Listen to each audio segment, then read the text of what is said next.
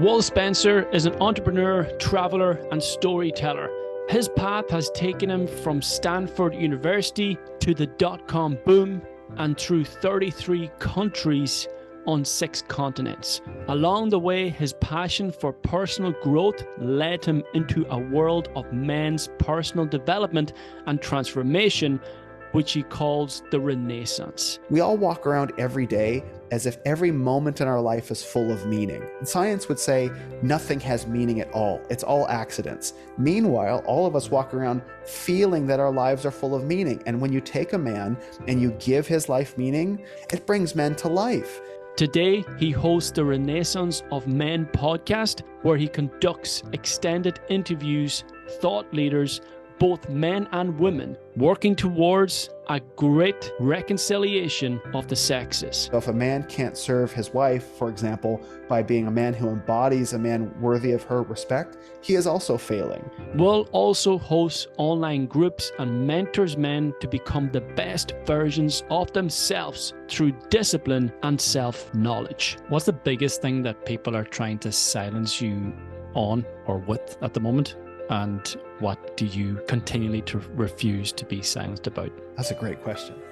So, Will, you help men become the best possible versions of themselves.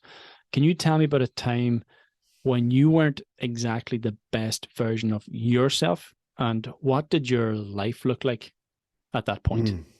Yeah. First of all, thanks for having me on. And I love telling the story. So the time that most comes to mind is, I think it was in the year 2012, and fall of that year. I was a very different version of myself than I am now. So about 10 years ago, I was 50 pounds heavier. I was in a dead-end relationship where children were not a possibility. I was on the verge of getting fired from my job. It was about to happen maybe about a month from there. And I was going nowhere with kind of Peter Pan dreams that I wasn't really following through with. Like, I'd kind of go to my corporate job during the day and I guess, not do a great job, in part because I ended up not in the position that they hired me for. And then I would kind of half-heartedly pursue my quote unquote dreams at night in a relationship that was not fulfilling for me and wasn't taking me in the direction of being a husband and a father that I actually kind of believed, and not without reason, that I was kind of trapped in. And so it seemed that no matter where I went, and I was surrounded by feminized men being led by their wives and girlfriends living in San Francisco, California, where that's just kind of what you do, embedded deep in liberal values. And it was a really bad spot for me. And I can remember that moment very clearly of feeling so trapped. And ultimately I was only trapped by myself, but I was trapped by the limitations of the questions that I wasn't answering, and not knowing the answers and not knowing the truth of the answers just kind of kept me pinned in place, very quietly frustrated and slowly going crazy, I think I would say. What were some of those difficult questions that you had to ask yourself? I believed at the time that I, as a man, and my desires as a man were bad or broken, and that therefore I had to serve women even at the expense of myself. That was just the world that I lived in, the beliefs that I held at the time. Now, look, there's a way that men and women can serve each other, right? And I believe in healthy relationships, we do serve each other.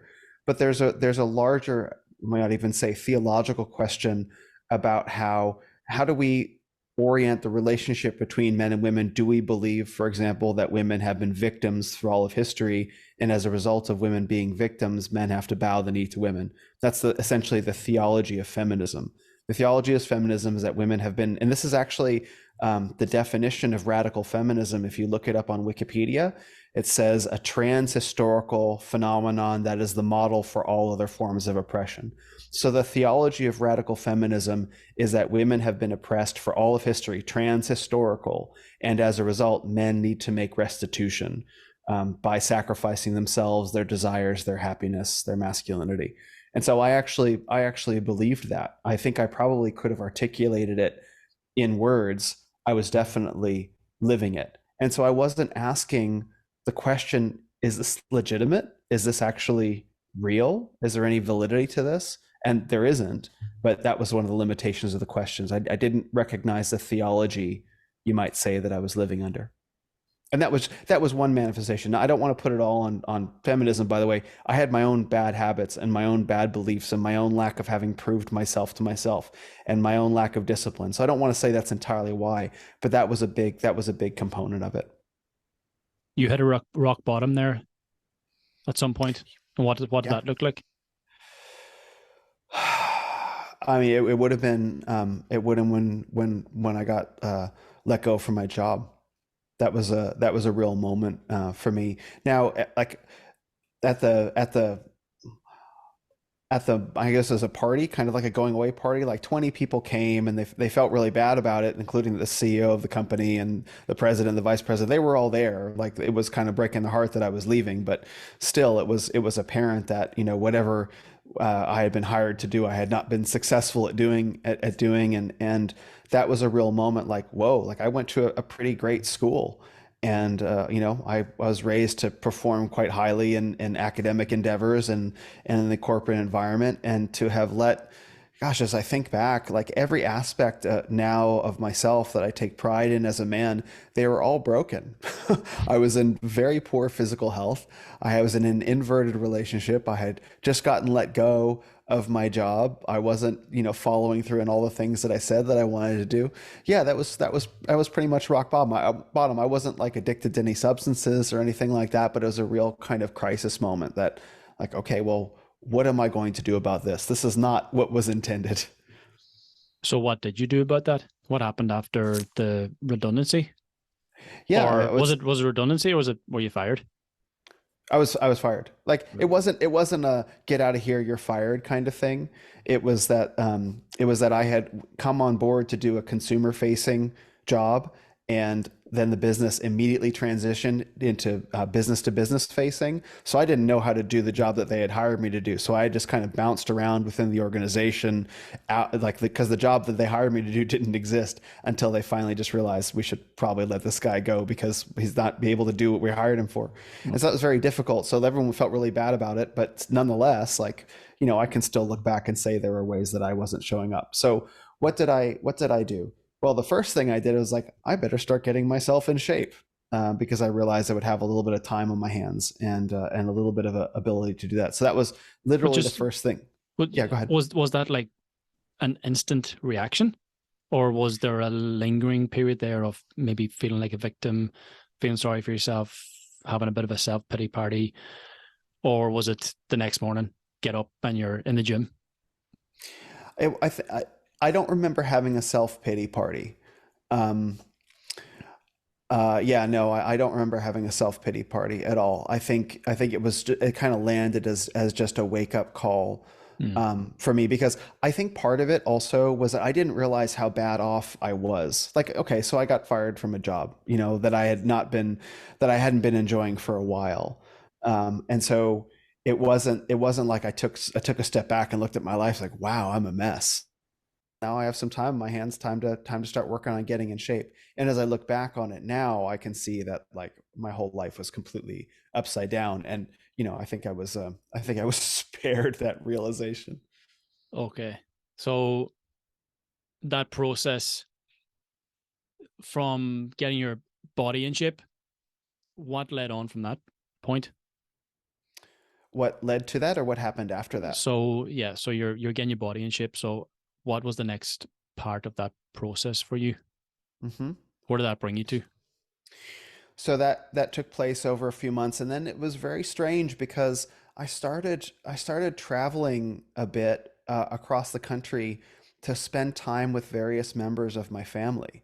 So I was living in San Francisco at the time, so I traveled to San Diego to spend time with my dad and his wife. I traveled up to Tahoe to spend time with my aunt and uncle. I think I went up to Seattle to see my sister, and I traveled some other places to sort out I traveled to Vegas for my cousin's birthday. And so it was this very odd summer, basically, of taking weekend trips to go and spend time with various members of my family that I hadn't done before. And really, not really work things out because things weren't bad, but kind of reestablish the bonds of relationship. And I noticed that at the time, like, okay, this is really odd. Like, and it's not like I planned it that way. It's like these opportunities presented themselves kind of one after another to sort out things with my family. And then when that process was done so the rock bottom for me was, October, November, December of 2012. And then I was traveling to visit my family, over spring and summer the following year. So we're into 2013. And then in September of 2013, I went on the Mankind Project New Warrior Training Adventure weekend men's initiation, which was an enormous, enormous turning point for me. And I look back on the previous 9 months as really setting me up to go into that experience and get as much out of it, knowing that my relationships were sorted out, that I had a solid base of my family to progress from, so I could go into this completely unfamiliar world and experience some of the beginnings of and practice of what I know about what it means to be a man today. So why was that the defining experience in your life? The Mankind Project, the New Warrior Training Adventure. Mm-hmm. Yeah. A couple different reasons. So one reason is because Western culture lacks male initiation. And I think of initiation as there's this switch inside of a man's brain, a boy's brain, that is meant to be flipped by initiation. Now, initiation is when a boy accomplishes a task that he could fail at with significant consequences. And when he accomplishes the task, he is recognized by other men in the circle as, you are now a man and you are now capable of shouldering the responsibilities of our village or of our tribe or of our community. The boy has to complete it. He can fail at it, potentially with disastrous consequences leading up to and including his life, traditionally through time. Not so much today, but we don't have those initiation rituals anymore. So boys develop adult male bodies without men ever telling them you are a man. And so we drive these adult male bodies around with essentially boy psychology. So going in to be initiated flipped that switch. It's like, oh, wow, I have now been recognized as a man by men that I admire. I better live up to that promise. Like, this is real. This really happened. It landed in me. And another reason why that was so powerful was during the course of the weekend, so many different men, there must have been 50 different guys on the retreat and a significant number of staff members as well.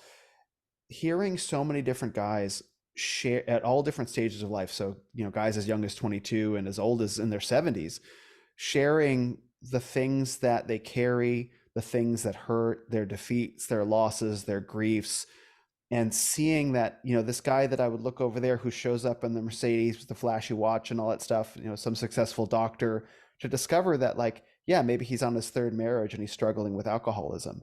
And the man that I would evaluate as having, quote unquote, everything that I would want, he has his own struggles. And that young, fit, awesome dude, with the tan who looks like, Brad Pitt and whatever early Brad Pitt movie is like, yeah, no, that dude has some stuff going on as well.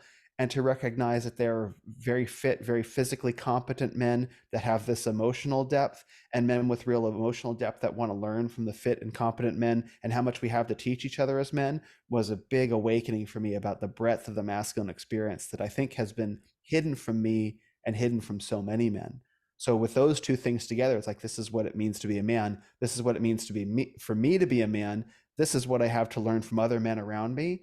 I would say that was the weekend that sent me on the trajectory that led me here today.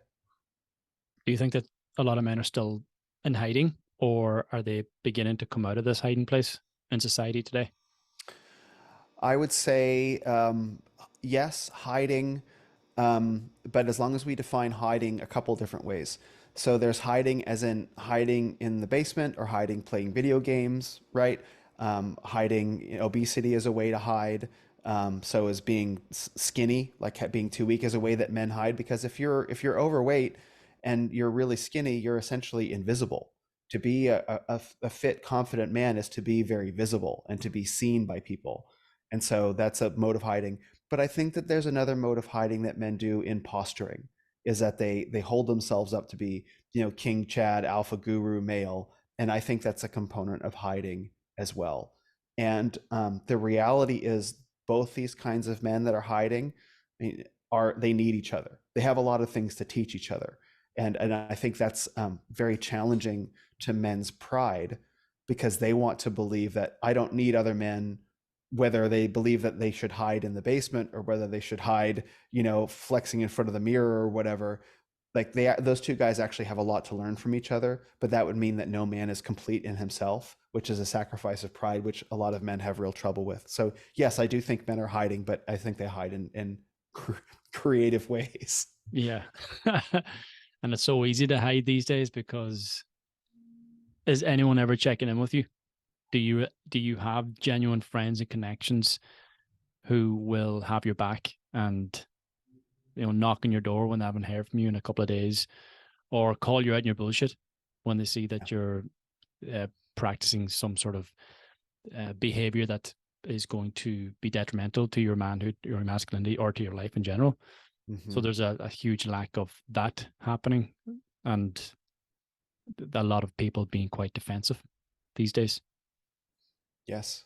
Yeah. Well said. Well said. And it's, people are busier than ever. And so there's reason not to reach out. How many people are we connected to through social media, Telegram or whatever? Like, I can't possibly be monitoring my social connections with the 30 or 40 guys that I interact with regularly online. And so it's easy to get overlooked, especially if we don't know how to speak up for what we need. And I think a lot of that is, and this has been discussed by so many other people, is we're not actually supposed to be living the way that we are. We can't actually sustain the number of social media connections that we have in any meaningful way. And the tragedy is, since 2020, so many of us are isolated from our physical communities because we have very deep differences in perspective from the people we've lived around for our whole lives. And so we reach out to social media to connect with like-minded people, which is great. Praise God and hallelujah. But it's so easy to connect with so many different people that the connections can only be, while they're meaningful and they feel very real, they only go to a certain depth, which is why we end up feeling so stretched, because there's so many different guys to check in on, and we fall through each other's cracks all the time. And I think more and more men are noticing that and beginning to establish either an in-person community that they can rely on, whether through a church or a club, or also establish smaller and smaller circles of men through social media that are really bonded to each other and know to check in with each other more regularly. Yeah. Yeah, I agree, man. Those like-minded men are very difficult to find in your general area, usually. Yeah. And social media does present us with the opportunity to connect with those like-minded men. And I've connected with so many on this podcast, and it's opened up my mind and it's challenged me and my thought process and my behaviors too. And I'm thankful for them. But there's not enough of it happening. I mean, I live in Ireland. So for a man to have friends or connect to other men here in Ireland, it usually requires drinking alcohol at the weekend in the pub, or snorting cocaine up your nose with your friends at the pub, which is all absolute nonsense and bullshit. And again, another way of hiding. So what I find is a lot of men want to leave that life behind, of leaving those behaviors, those habits behind, and move forward towards something more meaningful in their lives, into the more masculine spirit, of course, leading their lives with a more defined purpose. But the sacrifice is you need to leave those friends behind. And the sacrifice ultimately is you're going to step into a very lonely space for a period of time, because it's just you. Did you experience that? A lonely kind of space? Yeah, we call it the void. So when you're leaving this life behind that you've been associated with for potentially all your life, this way of living, these behaviors, these habits, these friends, these connections, this relationship that you're in as well, you leave all that behind and you step into this void. And it's quite lonely, and it's a very challenging place to be, because you've got all the temptations of going back to your friends, going back to your old ways, that sort of comfort of feeling like you're part of a tribe, whilst at the same time understanding that's not where you need to be, or that's not where you need to go in order to live a more meaningful life. So did you experience that in your journey, or how did you navigate it? I did in my own way.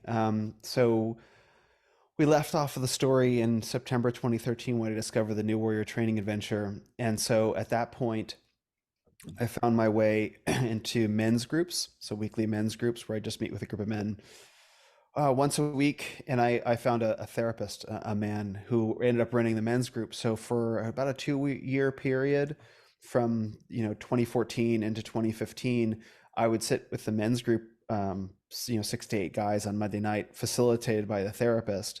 And then I would see the therapist on Thursday. So I would go back on Thursday. So I'd go back and forth between those two for weeks. And that was a process of bucketing, of really draining my own swamp, and being in the crucible of being around other men to share what's going on with me and being accountable for it. And then when I was stuck, taking it to the therapist and being able to pry it all loose. And so doing that over the course of about 2 years is what helped me find the strength to liberate myself from that dead end kind of relationship that I was in.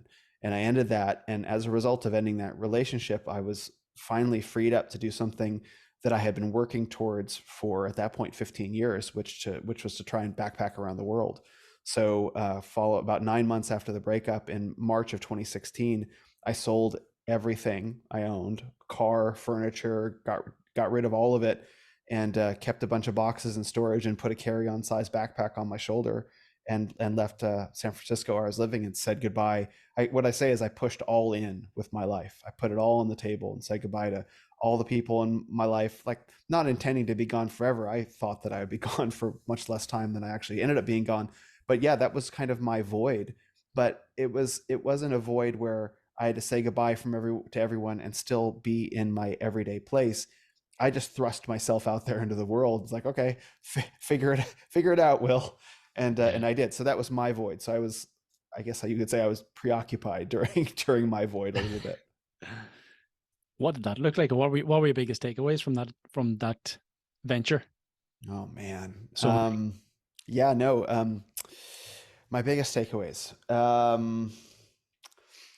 So I traveled for long enough. This is one of my favorite things about it. I traveled for long enough that when most people travel, they go to a place for a couple weeks, and during that couple weeks, or sometimes for a month, they're still kind of taken by the novelty of the place that they're visiting. Like, oh, look at that tree and look at that dude over there. You know what I mean? And that's great, and that's why you travel. I traveled for long enough. I ended up off and on for like 4 years. I traveled for long enough that the novelty of the places that I had visited wore off, and I got to see through the surface appearances of a country, which isn't superficial. It's just like you're taking in the environment at a low resolution before you begin to see it in a higher resolution. So I traveled for long enough to be able to see through the light side of the country, which is presented by novelty, to the shadows of the countries that I visited as well, to see through the dark side of the country. Now, that doesn't mean that I had to necessarily go to the dark parts of town to see it. But if you learn to look at any country, the struggles that every country is facing will be presented on the surface if you know what you're looking for. And that was very, very powerful for me. I went to places like China, where I spent a couple months in 2018, and I went to India, where I traveled for 6 months as well. And those are, if you want to go to places on Earth that are the least like the West, like Europe and America, you go to India and China, and there's not a big tourist bubble there either. So what I really got to see is I got to see the dark side of the world. And rather than turning me off to the world, it created this feeling of compassion in me, because growing up in America, we're saturated with propaganda about how America is the worst place on earth, right? It's almost hard to escape. Like, some people say it's the greatest place on earth. We can talk about that separately. It's like, this is the worst place on earth. We're terrible oppressors destroying the world and all that stuff. It's like, okay, I'm going to travel and see for myself. Well, I traveled and I saw for myself that a lot of these countries around the world have very, very serious problems with corruption and pollution and and oppression that have nothing to do with the United States at all. So I got to see past the propaganda about the world and see that every country on earth has a shadow, just like every person has a shadow, and every country has a light side as well, instead of the picture that I was told, which is that America and the West are the shadow of the whole world, and the rest of this world is this happy, shiny, like kumbaya kind of planet. It's not like that at all. And so my big takeaway from the experience was to have a better understanding of where America and Europe fit into the global conversation, and how essential it is. What I say is that not every country in the world needs to be like America, but the world needs a country like America. And how very lucky I was to be born in a nation with the values that America does have. And so to get that balanced perspective on the world, I think is probably the most valuable thing I walked away with. Instead of, just real quick, instead of what a lot of people do from America in particular, is they'll travel to Europe and they'll look at Europe like, I've traveled, I went to Europe. And like, well, why can't America be more like Europe? They have wine on the sidewalk and they have all these liberal social policies. It's like, they're two very different places. Yeah. I was actually taken back when you said America is the worst place in the world. I thought you were going to say the opposite, that you did mention it there as well, that it was the greatest place in the world, a land of opportunity and all that. That comes so that this comes is, with a very, is this the dark versus the bright side of America, but the darkness is being spoken about or being exposed a bit more now? Is what's happening there? Yeah, I think so. Every country, just like every person, makes trade-offs, right? So so in America, it has been, probably less so now, the land of opportunity. But that opportunity comes at a very high cost. So it's generally understood within America that there is nothing that can bind essentially a young person's decision. Not your family, not your religion, not your tradition, not your community, none of those things. If you grew up in small town America, you can leave your family behind and go to the big city and try and make it, and your family will still love you. Now, other places in the world, if you grew up in a small town with your family and your tradition, all your values, and you decide to leave, in many countries around the world, your family will consider you dead to them. Like, where are you going? You're not allowed to leave. That's a very real thing. In America, it is understood in our blood and bones that nothing can bind your free choice to make these decisions. Now, that sounds really good and it creates a lot of opportunity, but it comes at a very high cost of isolation and this level of independence where you are forced to perform on your own. And we have a very shallow social safety net for a lot of people. For example, healthcare is a great example. If you don't have health insurance and you fall through the cracks with that and you have a major injury, God forbid, the price to the individual can be very, very high to pay for that. And so that's the trade-off. And we can have a whole debate about the healthcare industry separately, but I'm just using that as an illustration that, yes, it is the land of opportunity, but being the land of opportunity, you have to make a trade-off. And so America has made one set of trade-offs. There are other countries in the world that make other sets of trade-offs. And to be able to see and appreciate that as different ways of solving the problem of civilization, and one is not inherently better than the other, depending on what your desired outcome is. If you desire to create a country that produces a lot of material prosperity, then America is great at doing that.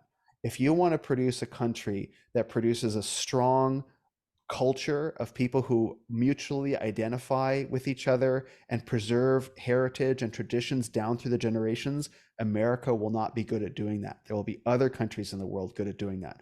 And every country gets to make that decision. So the countries will choose a culture that optimizes towards their goals. And it's not a conscious process, but understanding that different goals are all valid is really, really important. Mm-hmm. Does that answer your question? Yeah, definitely, man. Very interesting. I asked you what the biggest takeaways were when you went traveling.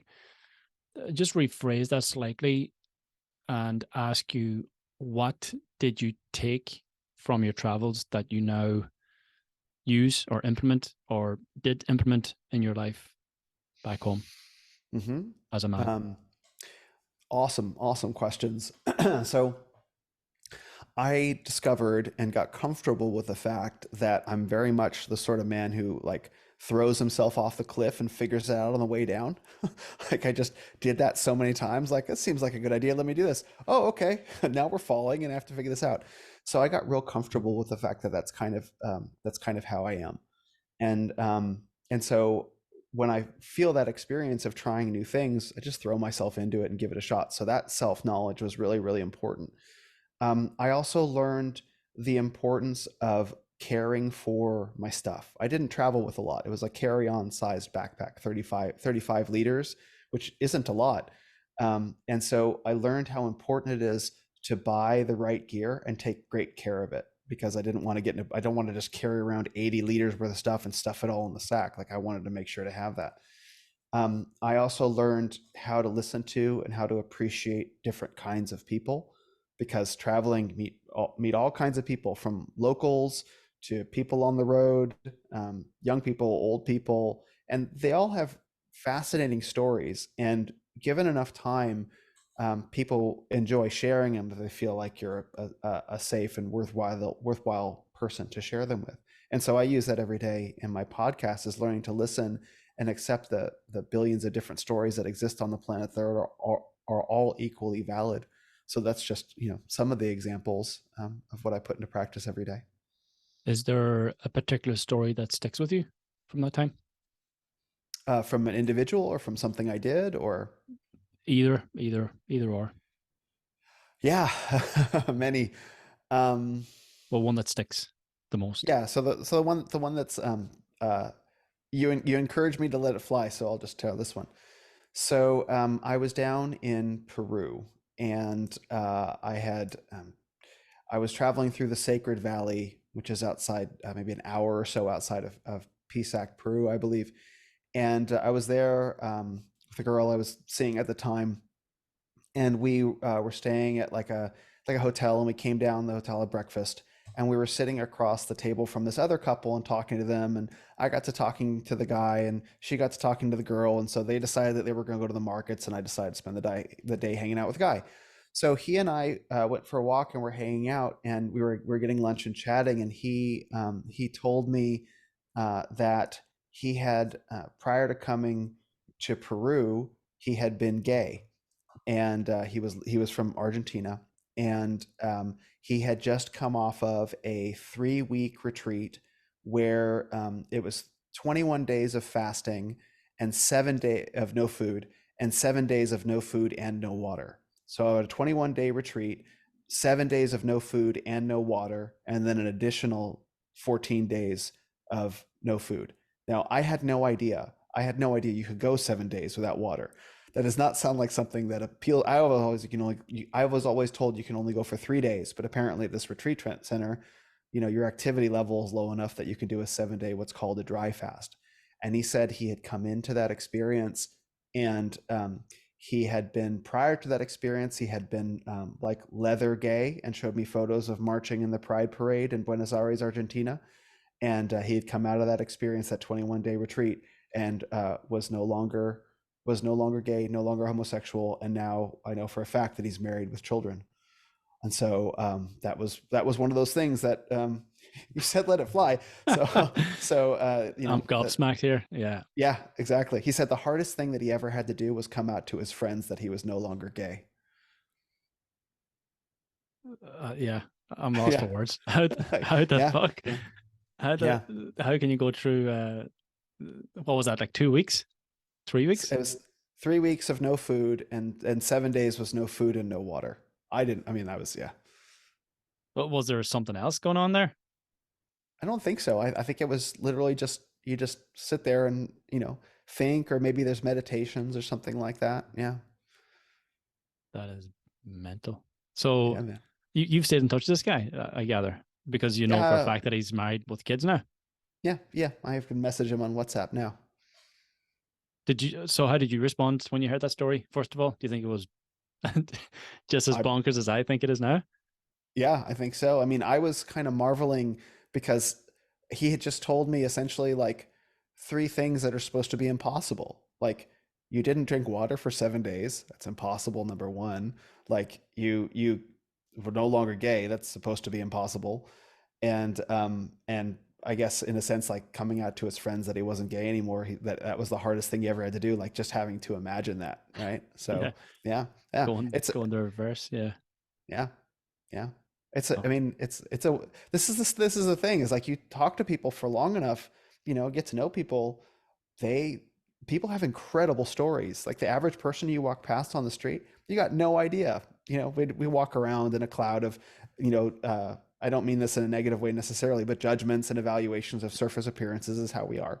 But we don't actually know what that other person is carrying. And in the same way, when I went on this men's retreat that I mentioned earlier, that I had formed all these judgments of all the men around me, but to see what they were actually carrying was like, wow, there's so much to humanity that we lack the opportunity to share. But when given the chance, all sorts of incredible things come out. You're amazing, man. Still lost Yeah. for words. I don't know what to say. I don't know what to say Yeah. about that story. Yeah. That's incredible. And it's interesting, like when you were telling me the story about this guy who was gay, I thought that this was going to sort of transition into the type of work you do to get today in terms of um, defeminizing men, if that's the right term, but helping men become more masculine. So how did you begin that process in the type of work you do today? I know you went through this process of the men's retreat, the men's group, the men's work, obviously. You went traveling. So is it a matter that travel ended and then you've sort of ticked that box off in your life and now you're asking yourself another question as to what's next? Yeah, that's a really good way of putting it.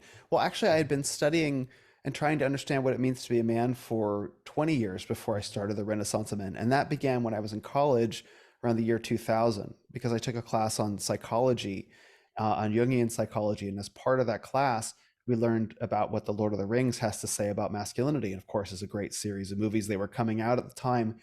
And I realized in that moment that, I had been brought up, not brought up, but I had absorbed from my environment that what it means to be a man is like pizza and beer and football. And I was, nothing wrong with any of those things, but I was always very thoughtful and reflective, and I enjoyed writing and stuff like that. So I thought, oh, clearly I'm broken as a man. And then, I took that class and realized, no, I'm not broken at all. Well, wait a minute. If I'm not broken at all, and here are these guys that are, living very differently from me. What do I have to learn from them? How can I embody some of what they embody? And I started reconstructing my I guess you might say, my persona, my psychology, bit by bit, which took many years because I was doing it on my own. Then I discovered the Mankind Project in 2013, and then I got introduced to the whole worldwide kind of men's movement. Then I left to travel, and while traveling, I discovered the manosphere, and I realized the conversation is so much more complicated than I realized. So now I have all these sources to draw from to be able to begin sort of reforming myself as a man, reading the books and watching the videos and doing the practices and exercising and putting myself in like legitimately dangerous situations, traveling, like sailing, like ocean sailing and mountain climbing and stuff like that, where it's like, you don't get to negotiate with nature. When you're in a storm in the middle of the Pacific Ocean on a 35-foot sailboat, which I was for 2. I wasn't alone. I had people on the boat with me. It's like, you don't give me like call time out on the storm. Like, hey, I'm kind of scared. Like, that doesn't work that way. So, and I think a lot of men, just as an aside, they really need an encounter with danger. Like, and how do we even begin to do something like that? Right? Like, our lives are worth too much to us to really put ourselves at risk of being in danger. And I get that, but I think men are starving for it, which is why I think barbell training sort of replicates some of that combat sports as well. But that's another conversation. So then I not only was reading, but I was putting all these things into practice.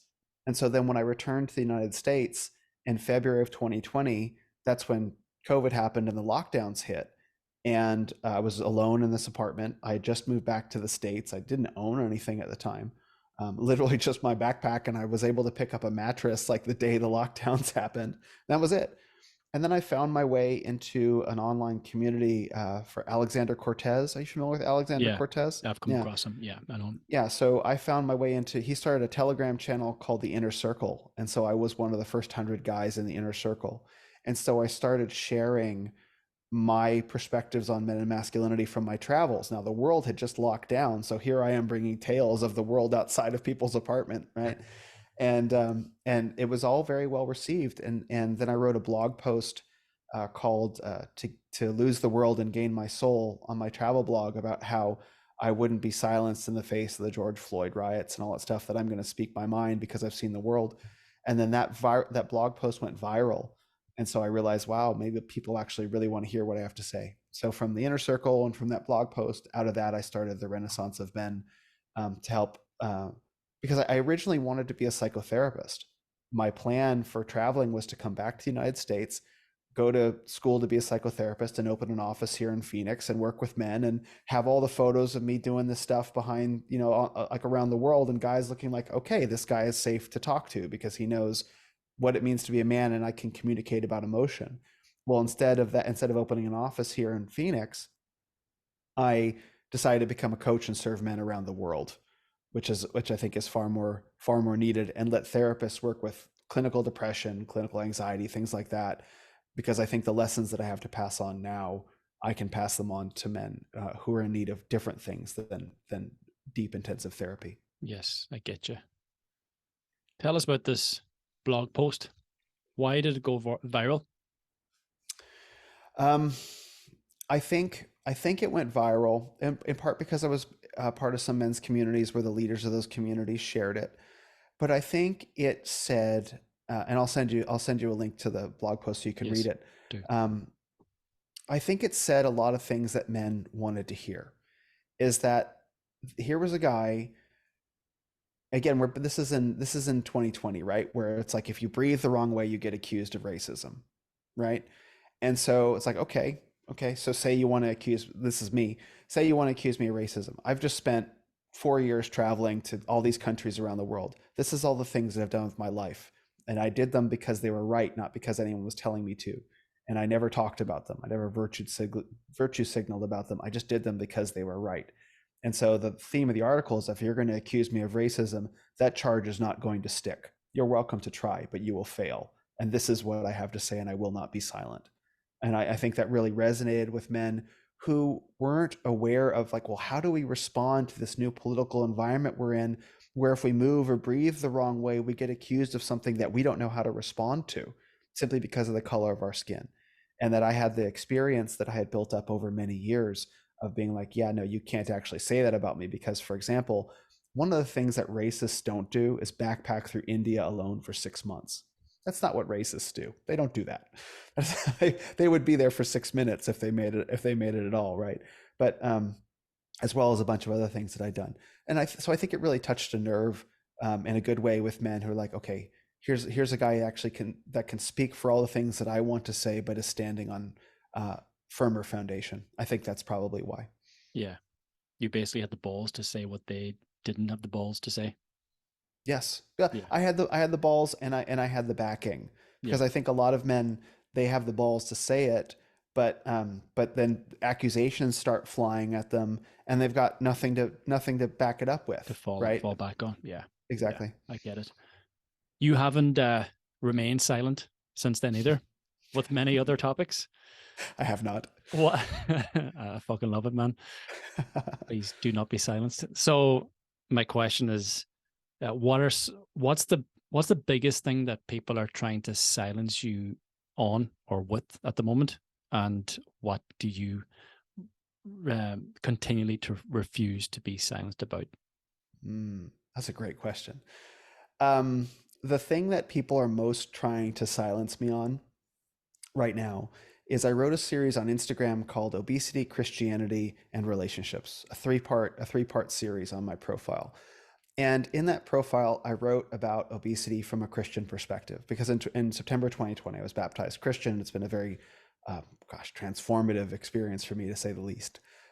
It's a separate conversation for sure. But I wrote about fitness and obesity from within a Christian perspective. And the point that I was making is that from a Christian perspective, obesity is a sin, not because of gluttony. Also because of that, not because of sloth and gluttony, but for a bigger reason. And the bigger reason is that men and women are meant to serve each other in relationship. And we cannot carry out our godly duties as husbands and wives, mothers and fathers, and parents if our bodies aren't up to the task. And one of the tasks that we are called to be up to is serving each other in a loving relationship in terms of our sexual availability. And the point that I make is, sexually desirable is sexually available.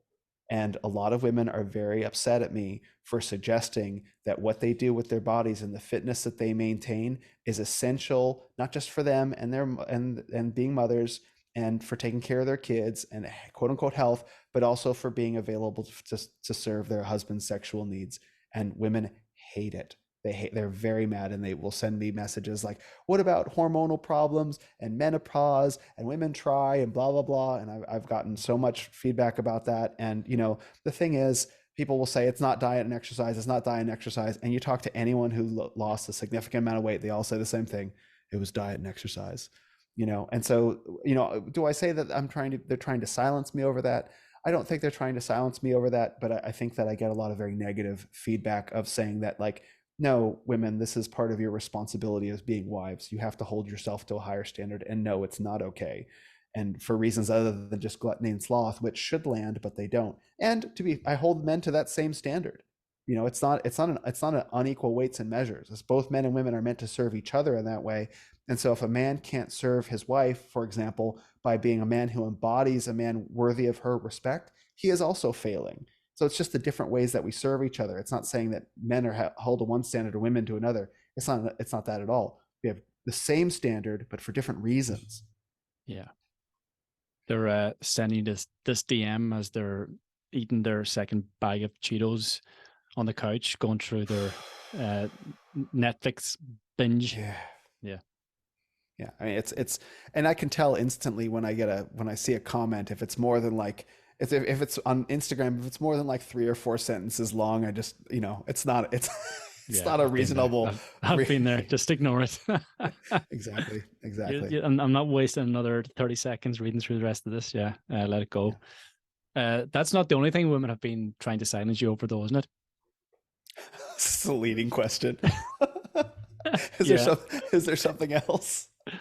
I'm pretty sure. Yeah. Well, in terms of masculinity, toxic masculinity, feminism. Oh, yeah. Yeah. Well, I mentioned earlier the theology of feminism. Mm-hmm. And the theology of feminism says that women have been oppressed by men through all of history. And so therefore men have to bow the knee to women in every possible way. And the thing is I don't know that a lot of women would be able to consciously articulate that, but that's how it plays out. And so what happens is when a man starts to assert himself, starts to stand up straight, take up space, take care of his body, speak with a clear voice, things like that. These red lights start going off in women's minds. Like, we have to put that man back in his place. And that shows up over and over again. If you watch it, you can see it. And so I've experienced it. Yeah.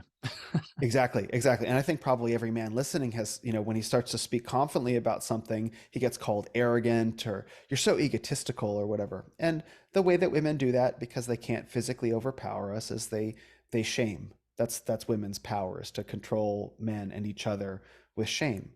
Now, the remedy for shame, and I have a whole talk that I've done about this that I'm going to turn to a YouTube video. The remedy for shame is honor. And so if you as a man, and this is, I think, really why the To Lose the World and Gain My Soul post did so well, is because I was writing from a place of honor. What I was effectively saying in the post is, you can't shame me because I have my honor. And no one has been harder on me about maintaining and claiming my honor than I have. I've been very hard on myself. So I could stand firmly and say, you can throw shame at me and it's going to fall right off because I've conducted myself honorably. But I think for a lot of men who haven't yet had the opportunity to claim honor, cultivate honor, have it be bestowed upon them by an elder, they're not sure how to stand up to the shame. And so it's very difficult, that encounter with the enemy. Now, ultimately, shame is powerless over us, but shame causes physical pain. Like the feeling of being shamed, like it's a way of causing pain in someone without touching them. And so it shuts men down. And so I experience a lot of that coming at me, but I see it for what it is. So I just kind of like Neo in the Matrix with the bullets, like, yeah, whatever, whatever. But I think all men can have that experience if they work to reclaim their honor. And that can be a gut-wrenching experience to go through, making phone calls, apologizing, rectifying the things that are wrong. It can take a while, but there's no substitute for it. Of thinking and speaking and acting in integrity, there's no substitute for it. What's the first step, in your opinion, of reclaiming or claiming your honor? You talk about rectifying past situations with people in your life. Is that the first step? It could be. I think it depends on the man. I think every man should do a survey, should constantly be doing a survey, actually, of his own mind, of the areas where he's fallen short of the standards that he's set for himself, and the times in his life where that's shown up. And so that can be, maybe yesterday you relapsed and used porn, or maybe you're not controlled in your diet or whatever, or you broke a word to a brother, or that you said you went through a really brutal breakup and you were a major league asshole about it. All things like that. Like, I think every man can think through his life, and something at work, maybe he stole something, who knows, like it shows up in all kinds of ways. And it doesn't necessarily have to be illegal, but it can be a time that his own conscience convicts him by his own standards that he didn't perform up to being the man that he wanted to be and was capable of being. And I think the first thing that he has to do as a man, especially if it involves other people, and if it's reasonable, is to pick up the phone and make the gut-wrenching call to apologize, and make it clearly and succinctly. And you don't have to dress it up, just like, hey, if it's practical, like you don't have to call your high school girlfriend, necessarily. I mean, I guess depending on how old you are, or what, if something really terrible happened, but in general, like something that's more accessible instead of convenient, let's say, and to just state it very clearly, like, hey, I'm sorry. And accept, like, there's this feeling that comes from the heart when you offer a true apology. It's like, it's true vulnerability, because what could come back in that moment is, you fucking asshole, I fucking always hated you, I can't believe you, and that's like, oh, that's oof. And that's real. And so I don't want to overlook that. But there is a component of that where it's like, you still know that you've apologized and you've given it back. And there's a faith component to it as well, that trusting and offering the apology that you won't be sliced to ribbons in the process. There is a component of that. So that's one of the ways that it begins, is rectifying the past and then rectifying the present, and in terms of your relationship with yourself, and then rectifying your current and existing relationships. And this can be an enormous process for men to go through. Very, very painful, because the reasons why we hide from the consequences of our actions is that we're worried about what we're going to lose. And the consequences can be significant. But, and this is where faith again plays such an enormous role, if you subject yourself to the consequences of your actions and you go through that descent into the underworld and find your way back out, you reemerge redeemed with your honor.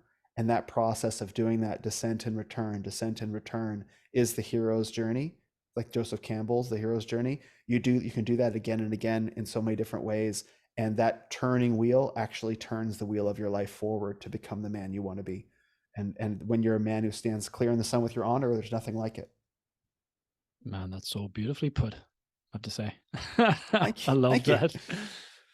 Yeah, this is a very personal question, because it's something I've had conversations with men on this podcast about this very topic, and you've mentioned it yourself about becoming a Christian or Christianity.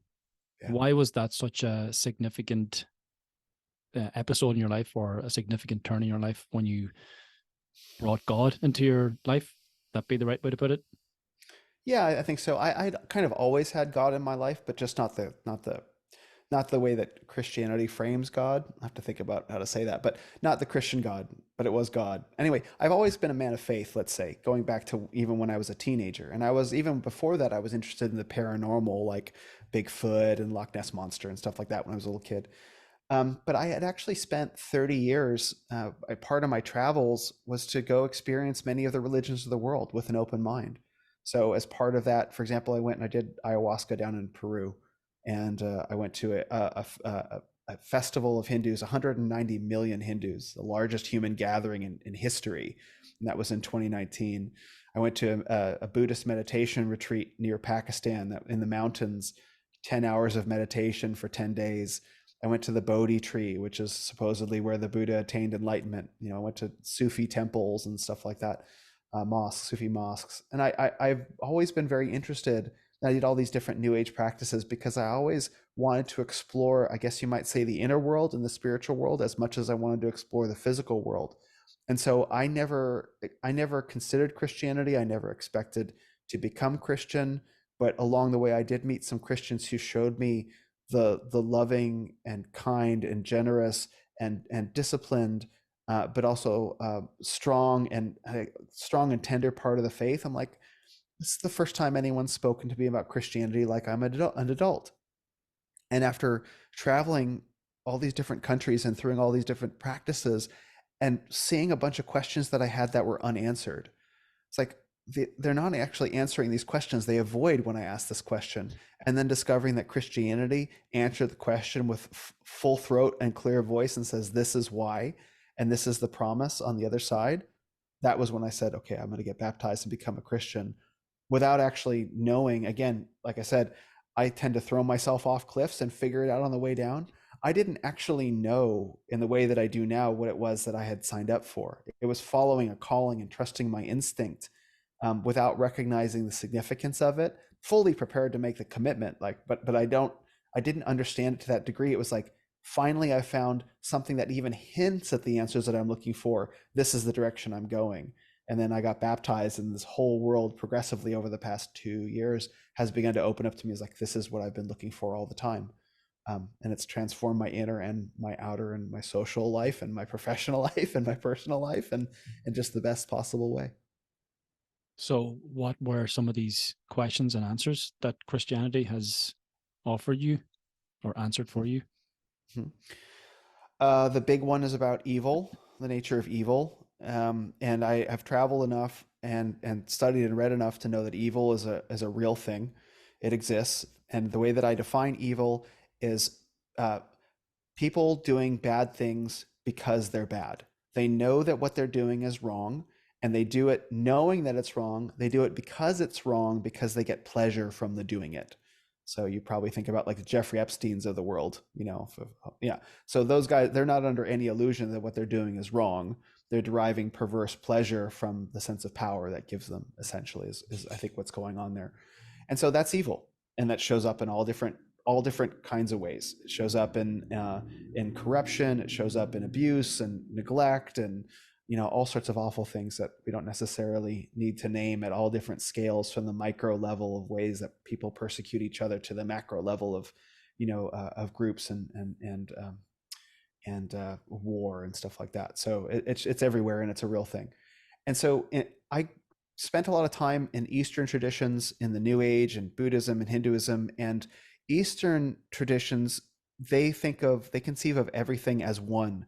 So you think about the yin yang symbol. Like the yin yang symbol is dark and light are one whole thing. And any difference between the two is essentially an illusion, because it's all one thing. Now, I had real trouble with that because, for one, it's like, well, the way that it explains that is with karma. I'm like, okay, so you're going to tell a little girl or a little boy who's being sex trafficked that, sorry, kid, it's just your karma to be sex trafficked. Like, you try and look a kid in the eye and say that, or tell a woman who's being abused, or a man who's, who gets mugged brutally on the street. Sorry, bro, it's just your karma.